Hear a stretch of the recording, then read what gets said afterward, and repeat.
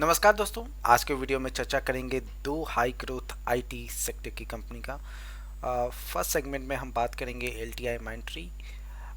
तो एलटीआई माइंट्री के अगर फाइनेंशियल्स देखें दोस्तों तो हम देखेंगे कि रिटर्न ऑन कैपिटल एम्प्लॉयड 35.7 है, return on equity is 28.5, it's a dividend paying stock.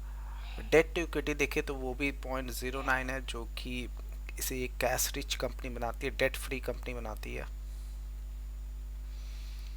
अगर लॉन्ग टर्म चार्ट देखें दोस्तों तो कंपनी 2016 में लिस्ट हुई थी एंड वहाँ से अगर देखें तो इन्होंने अपने इन्वेस्टर्स का पैसा लगभग 10 टाइम्स कर दिया था इन दिसंबर 2021 तक। तो 5 साल में 10 टाइम्स मल्टीप्लाई करने के बाद अभी आप देखोगे तो एक करेक्शन हमें देखने को मिल रहा है एलटीआई के प्राइस में। अगर फाइनेंशियल्स में फर्दर देखेंगे तो हम देखेंगे कि जो सेल्स है दोस्तों वो continuously year on year basis पे इंक्रीज होते जा रहा है। वहीं नेट प्रॉफिट की बात करें तो नेट प्रॉफिट भी ईयर ऑन ईयर बेसिस पे इंक्रीज करते जा रहा है। तो हम एक स्ट्रॉन्ग प्रॉफिट ग्रोथ देख सकते हैं इस कंपनी में। रिजर्व्स की बात करें दोस्तों तो कंपनी के पास 9,175 करोड़ का रिजर्व्स है। वहीं बोरोविंग्स अगर देखेंगे तो सिर्फ 824 करोड़ का कर्जा इनके पास है। अगर कंपनी के एसेट्स की बात करें तो इनके जो एसेट्स है वो इंक्रीज होते जा रहे हैं। फर्दर अगर शेयर होल्डिंग पैटर्न्स में देखेंगे दोस्तों तो हम देखेंगे कि नियर अबाउट 90% जो स्टेक है वो स्ट्रॉन्ग हैंड्स में है।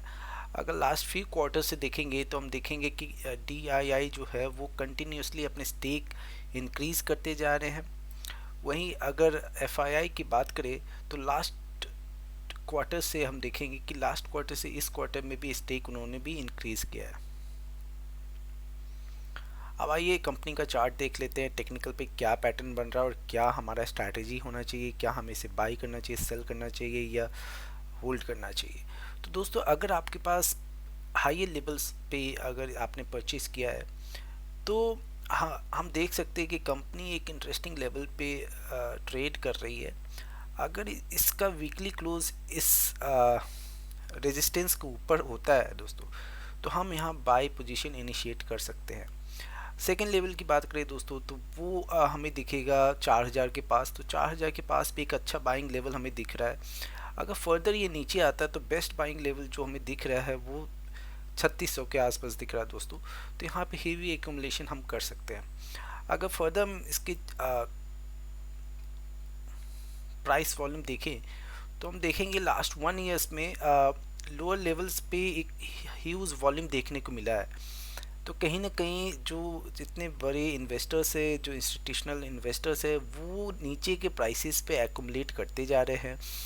आज के भी हम देखेंगे तो एक ह्यूज वॉल्यूम स्पाइक हमें देखने को मिल रहा है और आज कंपनी का प्राइस भी 2% के साथ इंक्रीज होकर बंद हुआ है। तो कहीं ना कहीं ये देखने में लग रहा है कि जो स्ट्रॉन्ग जो प्लेयर्स है वो स्टेक अपने इंक्रीज करते जा रहे हैं लोअर लेवल्स में। अब कंपनी का फंडामेंटल काफ़ी स्ट्रॉन्ग दिख रहा है, इनका जो प्रॉफिट ग्रोथ है वो भी काफ़ी स्टेबल एंड स्ट्रॉन्ग दिख रहा है। अगर कैगर के टर्म्स में बात करें दोस्तों तो लास्ट 10 ईयर्स में 19% के कैगर से ग्रो कर रहा है प्रॉफिट। लास्ट 12 मंथ्स में देखें तो ये 21% के रेट से ग्रो कर रहा है। अभी कुछ दिन पहले ही एलटीआई एंड माइंट्री का मर्जर हुआ है।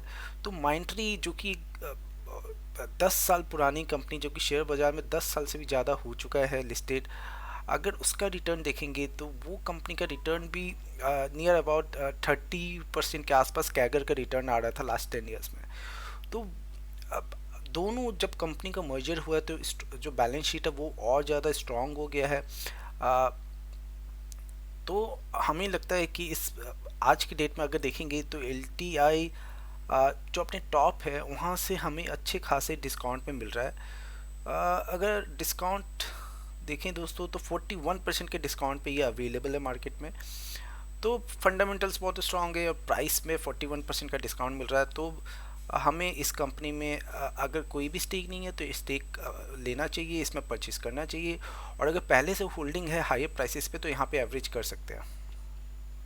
अब आइए दूसरी कंपनी की बात कर लेते हैं। तो दूसरी कंपनी है दोस्तों हैप्पीएस्ट माइंड।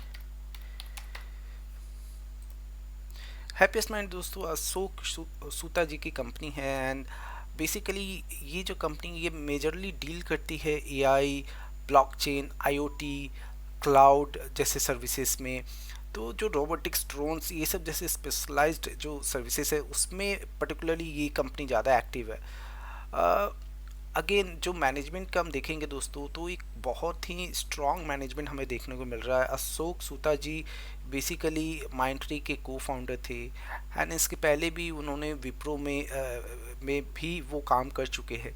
तो अशोक सूता जी का नियरली 4 डेकेड का एक्सपीरियंस है इन आईटी।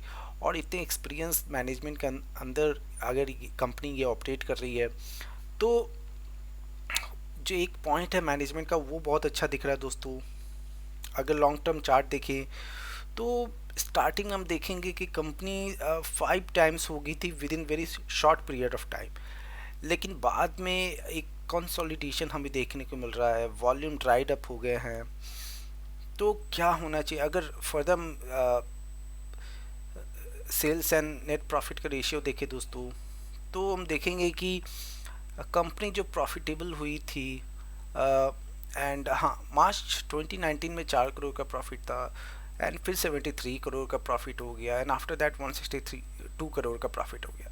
तो एक एक्सपोनेंशियल ग्रोथ दिख रहा था नेट प्रॉफिट में। आफ्टर दैट जो जो ग्रोथ है वो थोड़ा स्लो हो गया है, 186 करोड़ हो गया, 215 करोड़ हो गया। तो जो एक्सपेक्टेशन था मार्केट का एक हाई ग्रोथ कंपनी से कि जो पहले ये कंपनी हर 2 साल में, हर नेक्स्ट ईयर में डबल हो जाता था प्रॉफिट, वो आज के डेट में थोड़ा स्टेबल होते हुए दिख रहा है। तो इसकी वजह से प्राइस में हमें ज़्यादा अप्रिसिएशन देखने को नहीं मिल रहा है। दूसरा पॉइंट अगर हम देखेंगे तो इनका जो प्रॉफिट ग्रोथ है वो भी उतना स्टैग्नेंट नहीं है, बिकॉज ये स्मॉल कैप कंपनी है, इस्टेब्लिश कर रही है, बहुत सारे नीश कैटेगरी में ऑपरेट कर रही है। तो अगर इनका सेल्स ग्रोथ भी देखेंगे तो वहाँ पे भी हमें कंसिस्टेंसी नहीं दिख रही। हाँ ग्रोथ बहुत हाई है, बिकॉज डबल डिजिट में ही ग्रोथ हमें देखने को मिल रहा है। तो एंड प्रॉफिट में भी डबल डिजिट का ग्रोथ देखने को मिल रहा है, काफ़ी अच्छा ग्रोथ है। बट फ्लक्चुएशन से कभी बहुत ज़्यादा हो जाता है एंड जो नेट प्रॉफिट मार्जिन है वो कभी बहुत ज़्यादा हो जाता है, कभी बहुत कम हो जाता है, राइट। तो इस वजह से हमें एक प्राइस में जो स्टेबिलिटी है वो देखने को नहीं मिल रहा है आज के डेट में।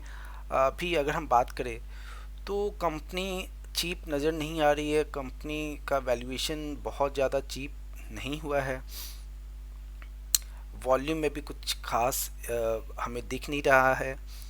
आइए शेयर होल्डिंग पैटर्न्स देख लेते हैं।